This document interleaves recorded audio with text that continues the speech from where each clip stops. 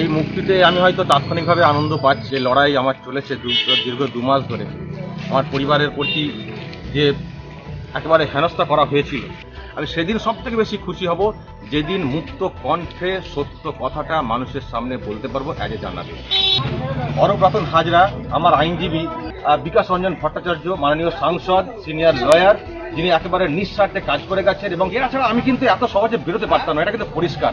এবং অবশ্যই শামীম আহমেদ, তার নামও করতে হবে, কলকাতা হাইকোর্ট আইনজীবী, সবাই মিলে একটা টিম ওয়ার্ক হয়েছে।